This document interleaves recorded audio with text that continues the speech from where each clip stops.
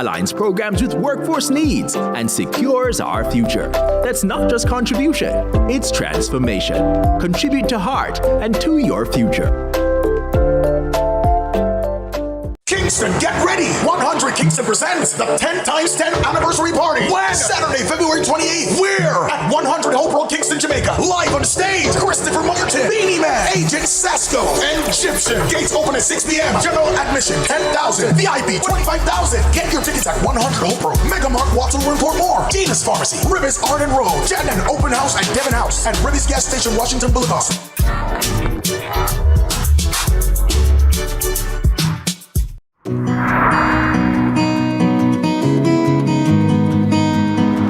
You know, some days are harder than others, but we have to do our part. You like porridge? We're in this together. Morning, nurse. Thank you for what you do every day. Come in, nurse. Our bono fear.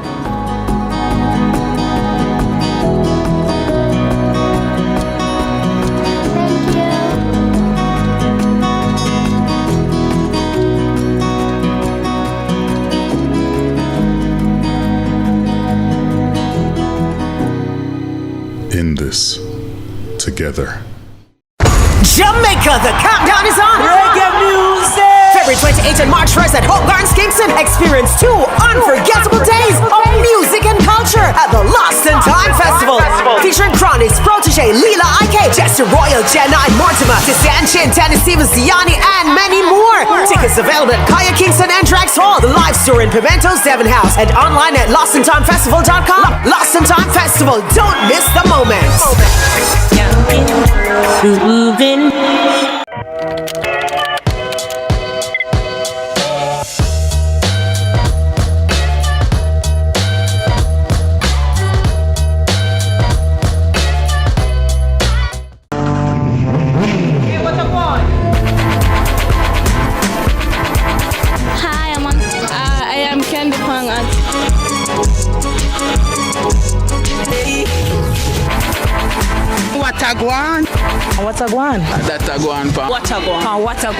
Watagwan. Mondays, Wednesdays, and Fridays at 8 a.m., 1:30 p.m., and 10 p.m. on CVM TV.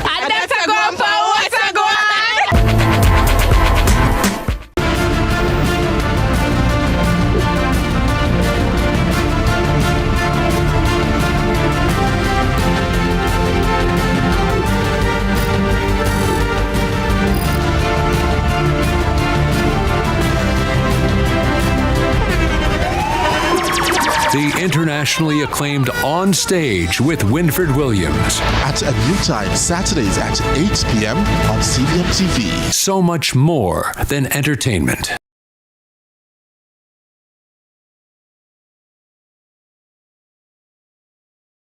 Let's delve deep into the issues. We'll take you beneath the surface. Greetings and salutations. My name is Orville Higgins, and it's another edition of Fan Center. Talking to the people at the heart of the top sporting stories. Hear from your favorite sportsmen and women and the administrators who work tirelessly to make it all happen. It's live sports talk. I've written an entire article. Yeah. Looking at all the major issues every Tuesday at 9 p.m. It's Fan Central.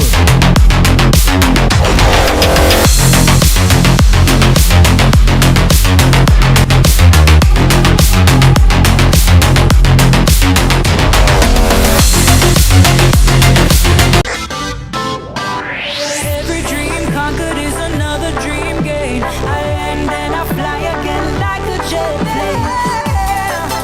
Headed straight in your direction, 'cause I'm wiser, one step closer. I'm winning 'cause I work so hard. And the music hits I play, and the people them I say we are my show tonight. Oh, what a feeling! Don't stop dreaming. Keep on believing in the power of the feeling. Whatever you want, take a chance. Song in your heart, step in your dance. You got a spark, don't put it down. Shine your lights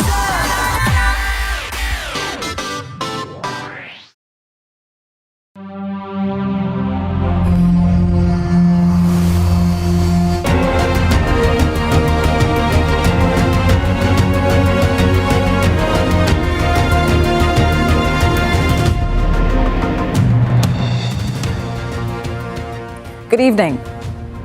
6 months ago, Hurricane Melissa shattered our coastlines and stalled our economy. As we rebuild, we're forced to confront a staggering reality. Jamaica is not a small island state, and no matter what you've been told. We are instead a large ocean nation. Many of us think of Jamaica as a small island, 11,000 square kilometers of soil, mountains, and roads. But tonight, we are changing the map. Jamaica is about 11,000 square kilometers of land, but we govern 258,000 square kilometers of sea. That means Jamaica is 24 times larger at sea than it is on land. 96% of our national space is underwater. And yet, most of our national conversations happen on the 4%. Right now in downtown Kingston, international delegates are meeting to decide the future of the deep ocean floor. Global powers are looking at the sea for minerals, for energy, and for food. But while the world looks at our water, are we looking at it? Every job we need to develop and every bit of money we need to recover from Hurricane Melissa could be in the oceans if we unlock its potential for us. So, is Jamaica treating the ocean as a strategic national asset or as an afterthought? Are we thinking big enough? This is Lead Story Prime.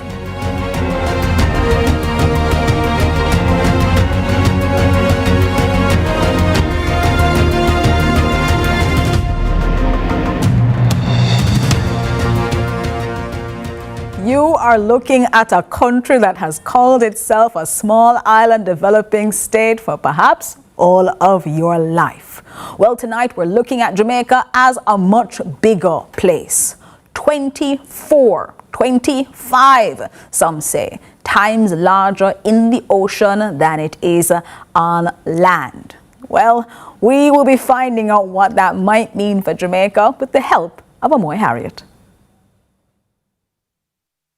6 months ago, Hurricane Melissa didn't just hit our land. It exposed the fragility of our relationship with the water. As we rebuild our piers and our coastal roads, we're forced to look beyond the shore. When Jamaica signed the Global Law of the Sea, it gave us responsibility for an ocean space 21 to 24 times larger than the island itself. That single act placed Jamaica inside a global legal system that governs shipping lanes, fisheries, seabed resources, underwater cables, and environmental protection. For decades, we've treated that space like a scenic backdrop. But as we search for the growth needed to rebuild our economy, the forensic truth is this: our future isn't just on this island. It's in that water. Today, that ocean is the site of a global blue gold rush. It holds the minerals the world wants, the food security we need, and the climate barriers that will determine if we survive the next Melissa. But here's a question. Are we managing this vast territory as one strategic national system, or are we leaving it to chance? Tonight, we investigate whether Jamaica is truly governing its greatest asset, or if we're merely spectators in our own sea. Now, a maritime state is a country whose power, economy, and legal rights extend beyond its land into the sea, and Jamaica is unusually important in that system. You see, we sit along the busiest maritime corridors in the Western Hemisphere. The Port Authority of Jamaica oversees ports that connect Asia, North America, and Latin America. Our fisheries feed communities. Our reefs and mangroves absorb storm surge. Our shipping registry affects our international reputation. Or ocean space shapes our climate risks and our economic options. That ocean touches our ports, our food supply, our climate exposure, our trade credibility, and our future industries. But there have been concerns that as a country, we don't manage the ocean as one national system, but rather as disconnected pieces. Shipping policy in one ministry, fisheries in another, and environmental approvals elsewhere. There's a name for coordinating all of that: ocean governance. And whether we realize it or not, Jamaica is already deeply inside it, because globally, the rules are evolving. New agreements under the United Nations are strengthening biodiversity protections on the high seas. Climate rules are reshaping how ships fuel and operate. Deep-sea mining debates are intensifying, and maritime security expectations are rising. The oceans are becoming more valuable and more contested. For a small island state sitting at a global shipping crossroads, that matters. Now, this investigation asks a simple but urgent question. Are we thinking big enough? Because in the 21st century, maritime strength isn't measured only by coastline. It's measured by how strategically you govern the sea you control. And Jamaica, whether we talk about it in that way or not, is already a maritime state. It's back to you, Jody. Thanks, Amoy. Amoy has given us a backdrop against which we're having this conversation tonight. Global rules are changing, and they're changing right here in Kingston as we speak, with the world's eyes now looking at us as they look at new mining rules. But Jamaica, well, you have things to look at too. And we brought inside Lead Story today Professor of the Caribbean Maritime University, Professor Andrew Spencer. He's a president of the Caribbean Maritime University, and he is the first person we spoke to about this sort of bigger Jamaica that we're talking about. Jamaica as a maritime state. Now, inside Lead Story, we spoke to him before now, and we've had this back and forth conversation with him that we want to make you part of as well. So we asked him, given that CMU has launched a Sustainable Blue Economy Partnership certification for the blue economy, well, that sounds great. But we are being told by the Planning Institute of Jamaica that there are 500,000 jobs predicted for this sector. Are we actually seeing the private sector hire these specialists? Or are we just training people for a blue economy that only sits and exists on paper? Let's take a listen to his response. I think firstly and most importantly is that it doesn't just exist on paper. Our reality is a simple one. I mean, the question of being a maritime state is not lost on us. The idea that global trade is contingent on movement by sea. 80% of all goods are transported by sea. In our case, because we're archipelagic, over 90%. What the global data tells us is that right now the world needs 90,000 seafarers and people who are working in the space. We're producing far less than that as the only recognized maritime university in this side of the world. And so I would contend that there are more jobs than there are individuals. I think the reality is that we have to educate people about this importance of being a maritime state. And what does that really mean? It means that we have to stop treating it peripherally as something auxiliary and see it as a foundation for economic development. So let me just put that into context for you. Jamaica as an island state, just over 10,000 square kilometers. The waters around us, or exclusive economic zone, over 250,000 square kilometers, 25 times. So that tells you immediately that we ought to be, for want of a better expression, and the sustainable development experts will have me for this, we need to think more about how we can extract value and wealth from the ocean spaces around us. We're talking about a globe where we're understanding that, and it depends who tells you, because the OECD tells you that it's valued at $1.3 trillion a year, but UNCTAD tells you it's valued at between 3 trillion and 6 trillion per year. What we do know is that it's growing at about a rate of $400 billion US per year. Massive business. Massive business there, you've heard from the president of the Caribbean Maritime University. Well, we're going to take a break inside Lead Story Prime and come back to you, because if it's massive business, you have to treat it like a massive business. Are we doing that? We'll explore that next inside Lead Story Prime.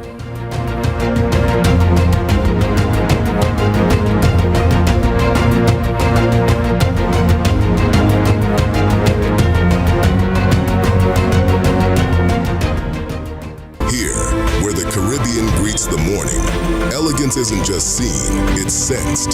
Set on Jamaica's north coast, the Montego Bay Convention Center rises with intention. A space designed to inspire, connect, and lead. Polished, purpose-built, poised for what's next. Step into a venue where scale meets serenity, where openness isn't just a design, it's a philosophy. This is more than a venue. This is where vision checks in. New fast food always tastes to savor. Giving you the best, giving you the flavor. Nicing up the kitchens all across Jamaica. Happy smile when you see the price you pay for. Corned beef and the sausage. New pack. Ketchup and the pepper sauce. New pack. Beans and the baked meat. New pack. Rice. New pack. No oil. New pack. Yes, new pack foods always tastes to savor. Giving you the best, giving you the flavor. Nicing up the kitchens all across Jamaica. Happy smile when you see the price you pay for. New pack. More than just value. Let's delve deep into the issues. We'll take you beneath the surface. Greetings and salutations. My name is Orville Higgins and it's another edition of Fan Central. Talking to the people at the heart of the top sporting stories. Hear from your favorite sportsmen and women and the administrators who work tirelessly to make it all happen. It's live sports talk. I've written an entire article. Yes. Looking at all the major issues every Tuesday at 9 p.m. It's Fan Central.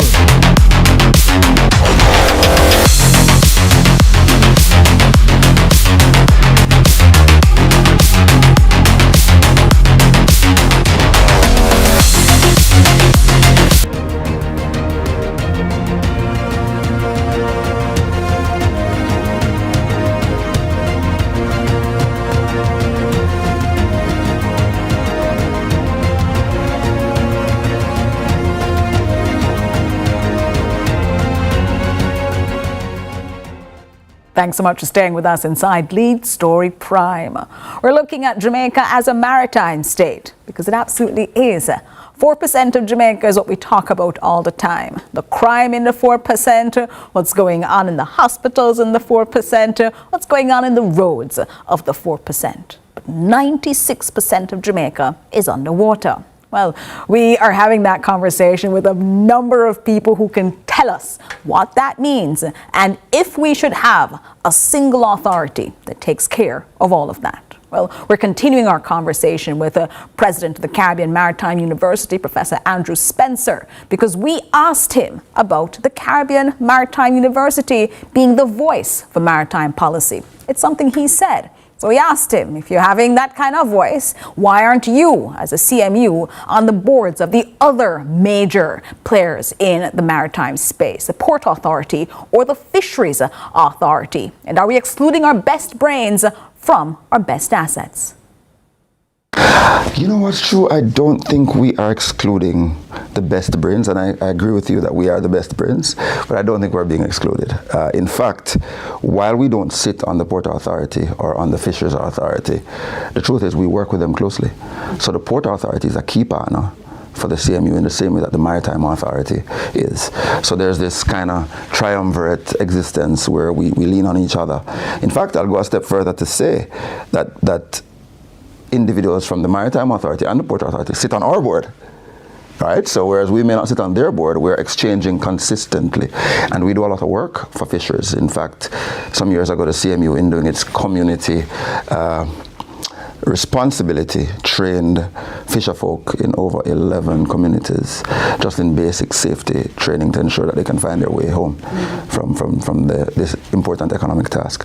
So we're not excluded, we're engaged, and I'll take it a step further to say that the president and CEO of the Port Authority is the chairman of the CMU. There you go. You have that interconnection that you might not have known of there. But we're looking at Jamaica being this major maritime state. But we are an international maritime organization, IMO whitelisted nation, meaning our Caribbean Maritime University degrees are gold standard. But we have brain drain everywhere. Doctors are leaving, nurses are leaving. How do we ensure these highly trained cadets stay to build Jamaica's maritime state instead of being immediately poached by international cruise lines? Well, here's the truth about the maritime space. It's difficult to say that seafarers would remain home anyway. So the truth is, we don't own a lot of shipping lines. So they have to go to ply their trade somewhere. Those who are studying in the Faculty of Marine and Nautical Studies in particular. One of the things that's important is to understand the life cycle of a mariner, of someone who goes off to a cruise ship or to a cargo vessel. Typically, we find that after 5 years, they want to return home to stability. And there are ways to absorb them in the space. For example, people who have skills in navigation come and work with near-shore types of vessels, tugboats and so on. Those who are the engineers on the vessels, they come back and they work in traditional engineering spaces.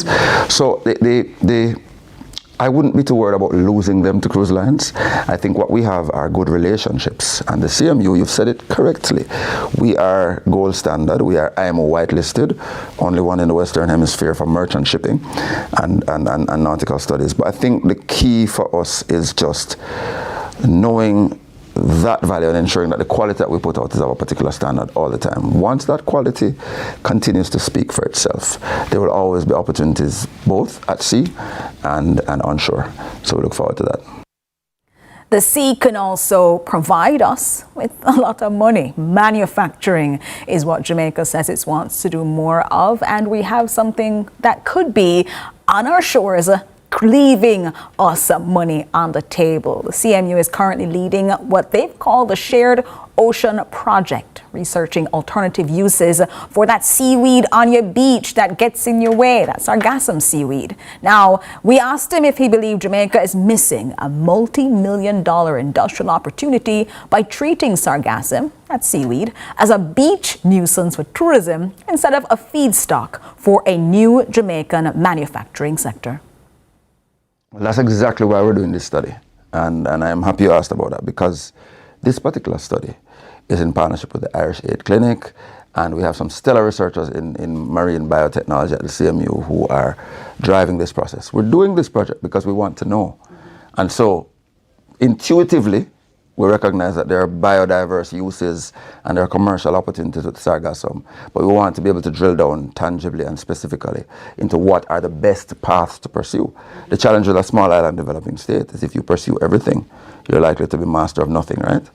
And so our research project, and it's grant funded, fully grant funded, to the tune of £150,000, and that's the kind of grant funding that the CMU attracts, is intended to tell us just that. And the project concludes later on this year, so we'd be happy to share those findings. But there's a lot of opportunity.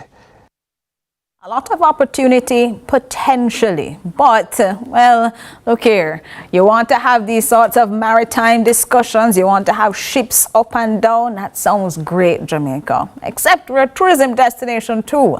And so we asked Professor Spencer, given that he is moving from TPDCO, arguably Jamaica's leading scholar on tourism strategy, he's now at the CMU. So we've asked him, how does he reconcile our sun, sea and sand tourism brand with the reality of becoming this big maritime industrial state, spreading our tentacles all over the place? And can we really have deep sea mining and offshore oil rigs in the same blue economy as a sort of luxury ecotourism that we often sell?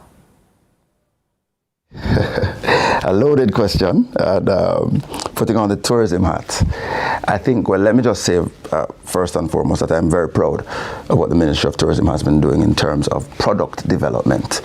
We've moved as a country from being sun, sea and sand, as described there, to being much more, to being deeper, to being community focused, to unearthing the talents of our people, packaging that for them, and showcasing it through multiple initiatives.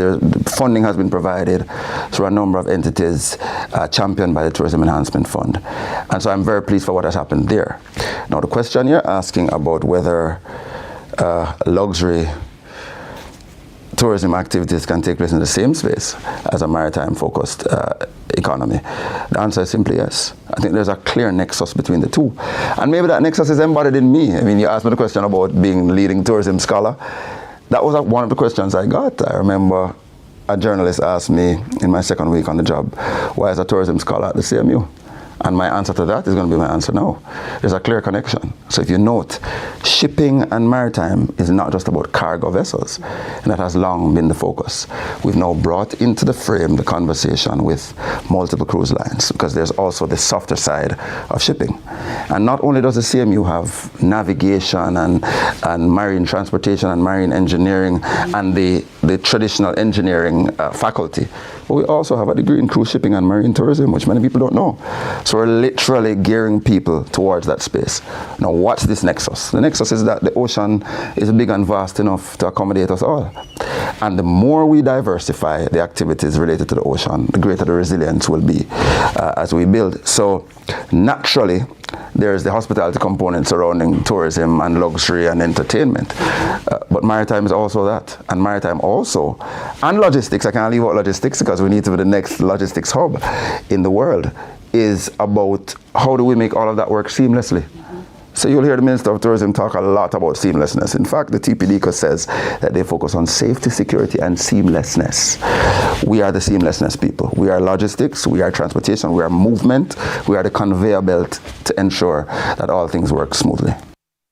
Well, you've heard him say the word maritime over and over, talking about our seas. Well, we have a maritime authority, and we had the privilege of speaking with the Director General of the Maritime Authority of Jamaica, Bertrand Smith, about some of the issues that could need us to have this sort of joined-up government approach here. Well, we asked him, as Director General of the Maritime Authority of Jamaica, talking about our ocean space being not 1 but 24 times larger than our land mass. But our national budget for it, well, it's a fraction of what we spend on land. So we asked the head of the Maritime Authority of Jamaica if Jamaica is truly a maritime state. Well, why is the MAJ still having to fight for priority in our legislation to police this vast frontier?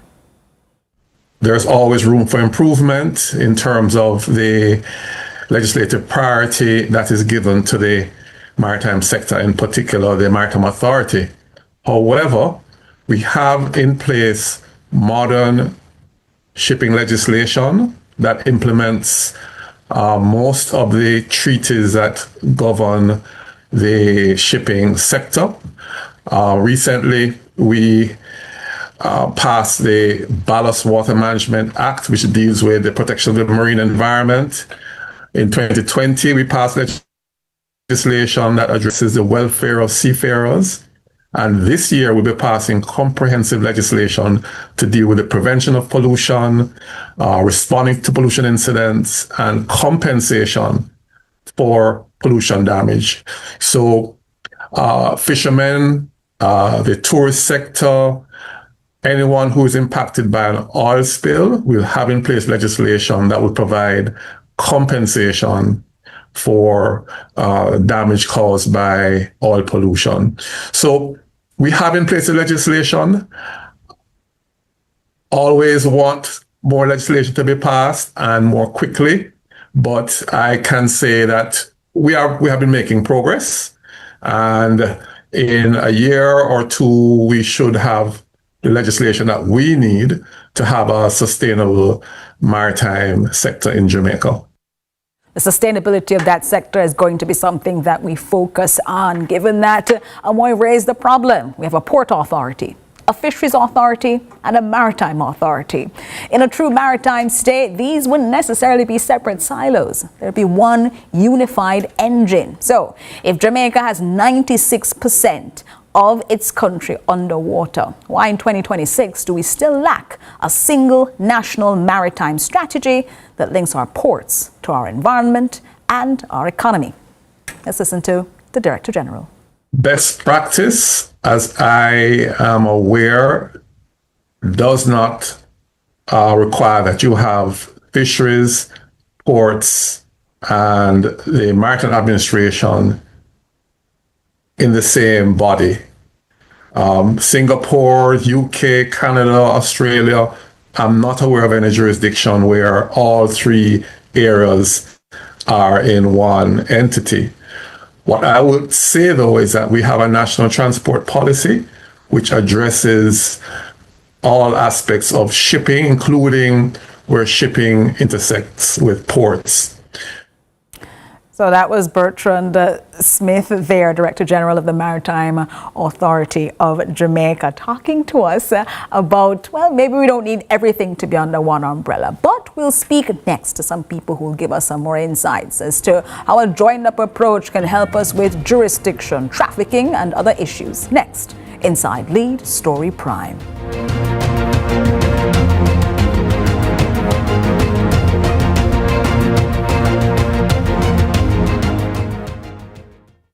Your journey with a Jane Bank Small Business Loan, with small business loans with as little as $10,000 and up to $4 million. The time is 8:30.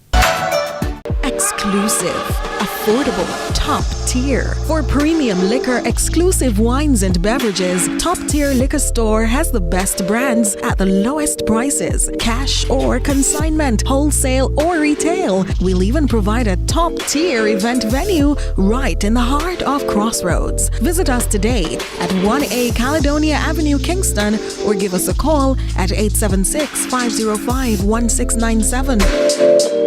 Top Tier Liquor Store. Sip superior. Shop top tier. Hey, what I want? Hi, I am Candy Pang.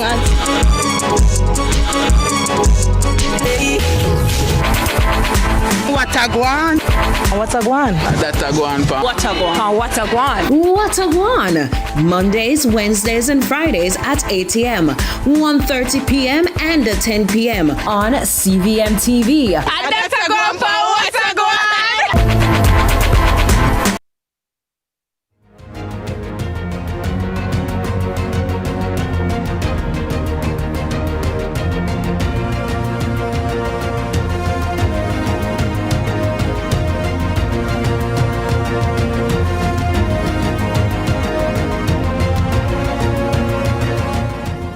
We have some heavy hitters in this part of the conversation with us tonight as we look at Jamaica as a maritime state and if we are thinking big enough.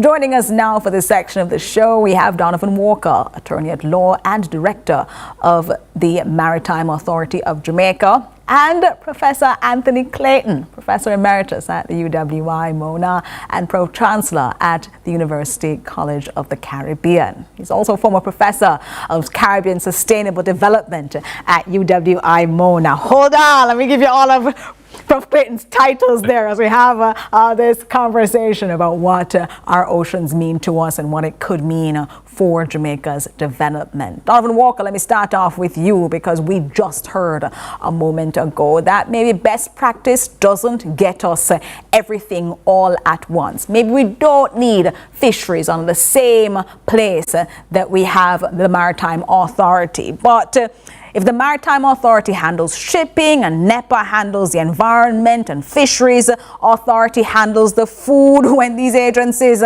are in a conflict, who wins? And is this lack of a single ocean ministry a big thing that we're talking about today that might be able to unlock the things that we are looking for as Jamaica develops, part of the hindrance that we're looking at right now in doing so? Well, good evening to you and to your viewers and Professor Clayton. Good to be here. As was indicated by, I believe it was Professor Spencer, Jamaica's maritime space is very, very large, and it can complement a number of things, in my opinion. There are various rights that need to be balanced. Obviously, it would not be prudent to have, for instance, your oil industry right up against your north coast or parts of your south coast where your tourism is.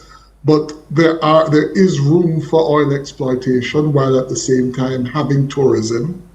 Likewise, your fishing and your agro-industry in the sea.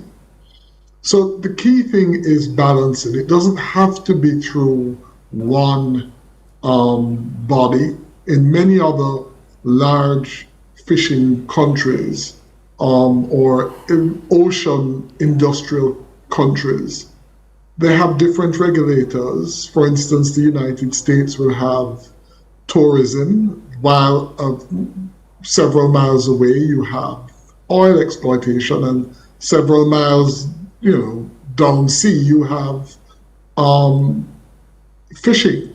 And so you have all of this happening, for instance, in Texas and in Florida, and different regulators coexisting, balancing and managing the resources. Just to share with your listeners that the maritime space is a multi-trillion-dollar industry. And Jamaica, where it's located with our 7th largest natural harbor, with technically sound entities such as the Maritime Authority of Jamaica, the Shipping Association of Jamaica, the Port Authority, modern logistics players like KFTL, the maritime training schools and universities providing seafaring persons who can fill jobs. We are ripe to exploit Jamaica as a multi-billion-dollar industry. And let me just give you 2 quick examples, if you don't mind. First, regarding yachting. Jamaica was not a player many years ago with our yacht registry. Now we're number 4. And we are poised to perhaps take over the 3rd position in a few years. This is where thousands of mega yachts register in Jamaica, and it provides millions and millions of dollars in fees to the Maritime Authority and to the legal profession that provides services to these entities. You look at the stick for yachting for a second. If Jamaica was to home port mega yachts, these same mega yachts in the Port Antonio Marina, which is special purpose built, that could create thousands of jobs that the Maritime University could provide. And so the point is that there's so many aspects and facets to the maritime industry that Jamaica is exploiting and has yet to fully exploit. Well, that's important, exploiting and yet to exploit. But Professor Clayton, we also have what we might want to term the 96% blind spot. Because our security budget is set up for the 4% of Jamaica on land, and you have said that, well, the ocean has no borders. Given then that we don't have borders, but we do have 96% of the country underwater, haven't we effectively left the back door open to Jamaica because we don't have the organization now for crime and illegal poachers make in our security budget? We have there the Jamaica Defence Force Coast Guard there, but they have few resources and a vast area to patrol. Right. You're absolutely right, Jody. And it's very important. Everything that Donovan Walker said is absolutely right. That the marine environment already is actually probably much greater value to Jamaica than most people realize, because it's it sustains most of our tourism industry, fisheries. It also supports most of our trade. Most of the world's trade travels by sea. And of course, now we're interested in the possibility of finding offshore oil. But you also have to think about all the possible future uses. And there are many countries now that are developing things like seabed turbines, floating solar arrays, offshore wind farms, and really building out into the marine environment and putting a lot of critical infrastructure offshore. Some of the new AI server farms, people are thinking about putting them offshore as well, because that would help to take care of the immense cooling loads that the server farms require. And then, of course, there's a largely unmapped potential for bioprospecting, and people are looking at all of the options for mariculture, for example, for increasing the production of protein in the marine environment, and also looking at the extraction of particular micronutrients, some already being harvested on a small scale, but the potential there, not wild harvesting, because then of course the risk is of exhausting the resource, but mariculture, we're actually farming a marine resource. And these are all relatively new exploration frontiers. So when we talk about protecting the marine environment, it's not just the potential that we know about currently. We also have to think about all of the future use options, some of which may turn out to be as economically significant, potentially even more economically significant than the ones that we're currently utilizing. And given the largely untapped nature of the blue economy, I suspect that's probably true. But Professor Clayton, the crime aspect is something that people are saying, even if I don't see what these future plans are, today you have poachers, today you have criminal organizations who will be coming in, and we can't protect this environment already, given then some of the potential future benefits that we could gain. But today we might have some real concerns in a space that's much too vast for us to be able to protect. Is that something that a unified governance structure might help us with? Well, you're absolutely right, Jodie. And we've had a problem with overfishing going back to the 1950s.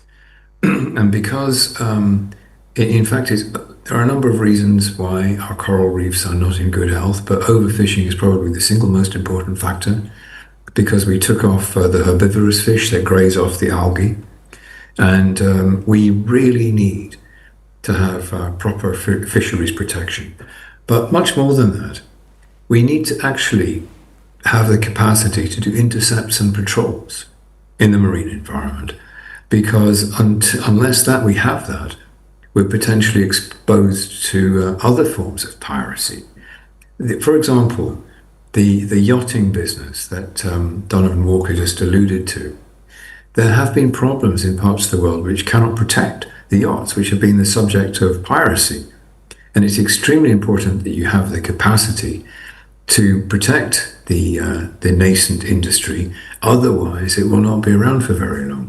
And I think that is certainly something that, as we talk about the benefits, we also have to make sure we protect the benefits as well in this conversation, having this wider view of our maritime space. We'll take a break inside Lead Story Prime and come back, because it's going to be important for us to know what we're arguing about as we protect this space. Next up, we'll talk about some global shifts that are happening right down the road. Stay with us here inside Lead Story Prime.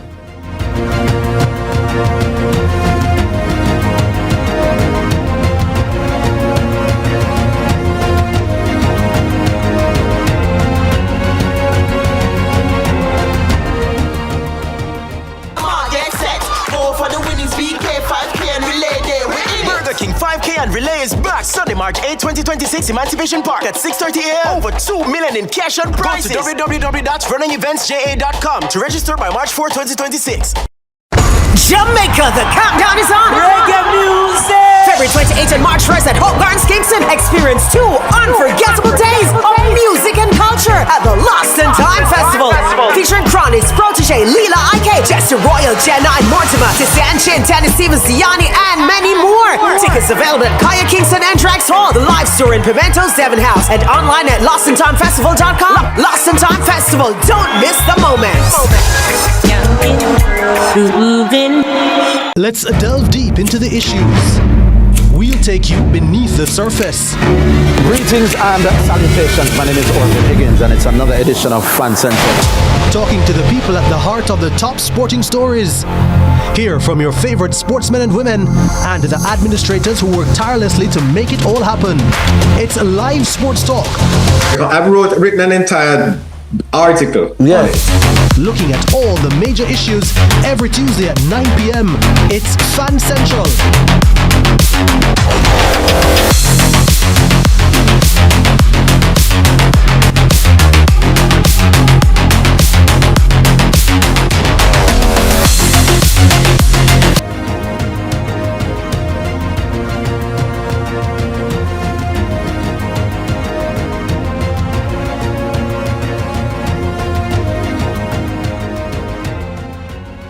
We're looking now forward with Donovan Walker, attorney at law and director of the Maritime Authority of Jamaica, and Anthony Clayton, professor emeritus at the UWI Mona campus and pro-chancellor at the University College of the Caribbean. He's also a former professor of Caribbean Sustainable Development at the UWI Mona. And these are two men eminently qualified to help us figure out now what we do next. As Jamaica is a maritime state, you might not have known that, but every conversation you see us having here talks about the land part, the 4% of Jamaica. We're focused on the 96% of Jamaica and how it could unlock potential here for the country, especially after Hurricane Melissa. Donovan Walker, we are looking now at a situation where, all right, all is well, all is good, but Jamaica is now having all eyes on it right now. The Legal and Technical Commission of the International Seabed Authority is meeting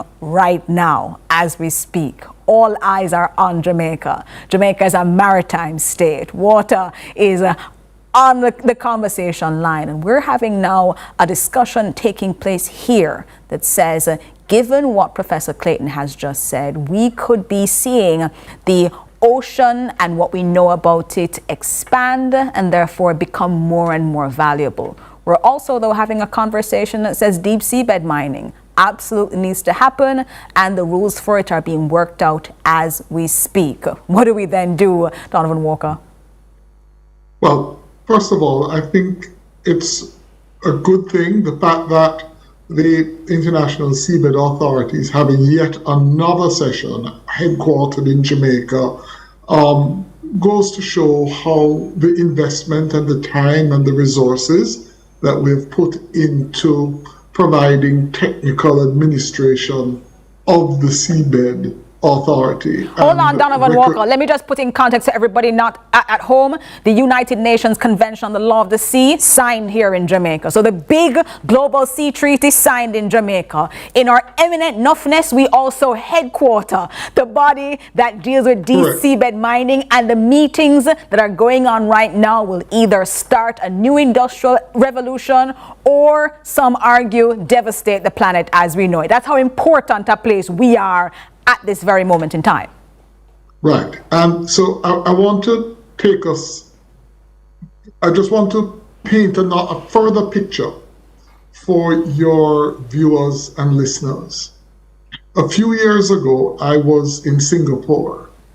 I arrived late at night, and from my hotel room, I looked out at what I believed was a beautiful town. I saw hundreds and hundreds of lights gleaming in the water, and I said, oh look, Singapore, what a beautiful town. At 7 o'clock in the morning, I woke up and I looked, and there was no town. These were hundreds, if not thousands, of ships waiting to be docked and undocked, Jamaica and unloaded with cargo, billions and billions of dollars in cargo. And I think of our large natural harbor and wonder, I think we have the potential to grow it significantly. I know Kingston Freeport Terminal Limited is doing work to expand their docking facilities and to have more Panamax class vessels come in. Likewise with Kingston Wharves. And I suspect, if I were to predict, in a few years' time, in addition to housing the International Seabed Authority, we are going to see significant growth in Jamaica as a transshipment hub. Well, Donovan Walker, if we have that sort of growth, is Jamaica in a position to, if a foreign vessel dumps waste or illegally harvests coral, to be able to prosecute that ship or to seize it? Or is it nice talk right up until something bad happens? Right. And what you have to remember is that a ship comes in and there is an awful oil spill in Kingston Harbor. Is that possible? Yes. Could you have an oil, as we have had in North America, and that's a major problem. There are coastal cleanup prevention entities in place in Jamaica to deal with maritime emergencies, but I'll be the first one to admit that I'm sure that it cannot deal with a major natural disaster, not a natural disaster, technical disaster, a super oil tanker or a major Panamax class vessel sinking in Kingston, spilling millions of gallons of crude oil, could be a problem. Now, does it mean that we stop transshipment altogether? No, it doesn't. What it means is that we prepare for it. And there are joint technical teams between the Maritime Authority of Jamaica, the Port Authority, the Jamaica Defence Force, and the Coast Guard, and other entities that are preparing for this sort of emergency. They're just not sitting down blindly and glibly hoping it will never happen. They are taking preventative steps. But, for instance, when you mentioned, let's think about the Exxon Valdez spill in the United States a few years ago in Alaska. And that was something that, with all the resources that the United States had, it did create an environmental problem. And so what the best sort of way to deal with that kind of catastrophe is to have good preventative shipping in place. Safety, maritime safety, and the MARPOL conventions, which Jamaica is a part of, maritime pollution conventions, ensure that the way that ships come in and the way they dock, that you use proper guiding pilot tugboats to bring them in and take them out, and that ships with hazardous material, it's declared before it enters into our waters. These and many other systems are in place as preventative measures. Will you have an accident, or have you had accidents or spills in Jamaica and any other country? Sure, you do, and you will. But you have to, I think, manage it with your resources, and they do have technical partnerships with other entities, with the U.S. Coast Guard, with other maritime authorities throughout the region, the Caribbean Shipping Association. So these are then places we can go to get the help and support that we might need in the event that bad things happen as we then build out this maritime space. I think it's so important that you've explained that to us, Donovan Walker, because for many Jamaicans, they might never, ever have heard of this, especially now that they are being made aware that 96% of Jamaica sits underwater. Before we go, Donovan Walker, go even further, I think it's important for everyone to realize that there are compensation funds and mechanisms in place. And I think that is a huge other area, whether or not you can get the money in advance or fast enough to do the cleanup work. Does it, in fact, compensate for the cleanup that needs to be done? All of that is going to be a clear part of us then protecting this 96%. Professor Clayton, before we go, we want to see the way forward with you. We had asked Donovan Walker about deep seabed mining. Let me ask it to you now, because those conversations are happening on the ground right now in Kingston. Deep seabed mining is a big talking point, and Jamaica is front and center in those conversations. As we're having that discussion here, what should Jamaicans' position be? Because we're both a sponsoring state. We said, yes, we want to have these seabed mining and let's get some money off of it. But we've also done a lot of environmental protection work as well. As a maritime state, where should that have us fall? Jodianne, I don't think there's any question but that seabed mining is going to go ahead, because on the seabed, in 4 critical locations, 3 in the Atlantic and 1 in the Indian Ocean. So this is we're not going to be in the first wave. But in those 4 specific locations, they've got some of the biggest reserves on Earth of certain critical metals and minerals, including cobalt, tellurium, manganese, and so forth. And these are in nodules lying on top of the seabed. Little potatoes, effectively, they've been explained as polymetallic nodules, as potatoes on top. You can just scrape up these potatoes and get all the things that you need for your electronic devices. Yes, you can. But I think a lot of the interest, at least for some years, is going to be in the Atlantic and to a lesser extent in the Indian Ocean. So I don't think this is going to be something that is going to bear on us directly. But could I also just quickly come back to a point that Donovan raised? Because although, of course, he's absolutely right that effective regulation and legal recourse is part of your line of defense, you also need to have the tugboats and the booms to deal with a spill. And that if it happens, you really do not want to be having to bring stuff in from out of region. You need to be able to get the booms around to contain a spill as quickly as possible. And the boats that I'm most worried about are not the ones which are got their transponders switched on and which are registered. So these are potentially smuggled vessels, those who are secretly going through.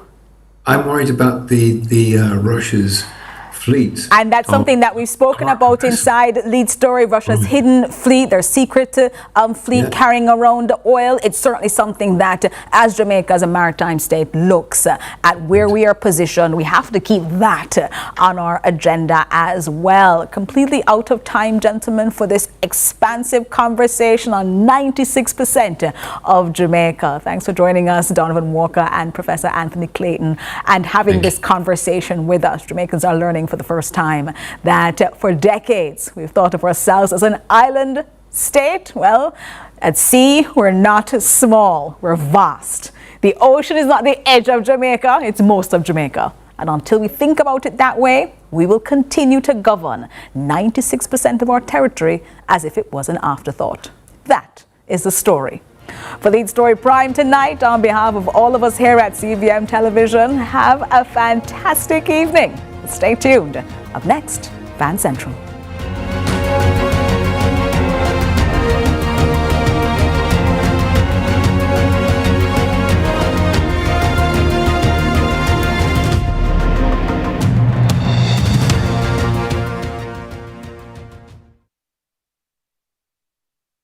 Delve deep into the issues. We'll take you beneath the surface. Greetings and salutations. My name is Orville Higgins, and it's another edition of Fan Central. Talking to the people at the heart of the top sporting stories. Hear from your favorite sportsmen and women and the administrators who work tirelessly to make it all happen. It's live sports talk. I've written an entire article. Yes. Looking at all the major issues every Tuesday at 9 p.m. It's Fan Central.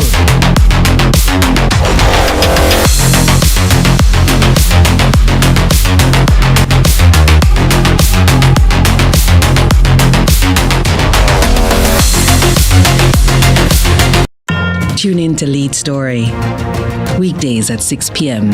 Hosted by Jody Ann Quarry. Brought to you by Horizon, a new loan product from Access Financial Services. Every dream conquered is another dream gained. I land and I fly again like a jet plane. Headed straight in your direction, 'cause I'm wiser, one step closer. I'm winning 'cause I work so hard, and the music hits I play, and the people them I say we are my show tonight. Oh, what a feeling! Don't stop dreaming. Keep on believing in the power of the feeling. Whatever you want, take a chance. Song in your heart, step in your dance. You got a spark, don't put it down. Shine your lights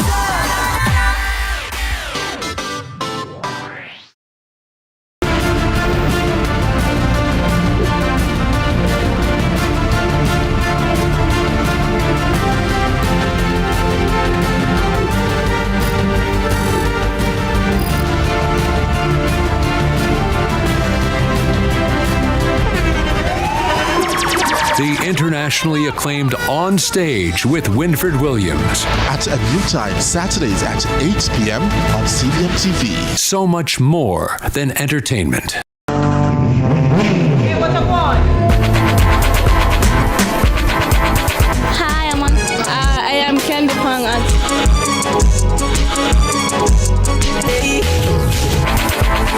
What a guan? What a guan? That a guan pa. What a guan? What a guan? What a Guan! Mondays, Wednesdays, and Fridays at 8 a.m., 1:30 p.m., and 10 p.m. on CVM TV. And that's a guan pa.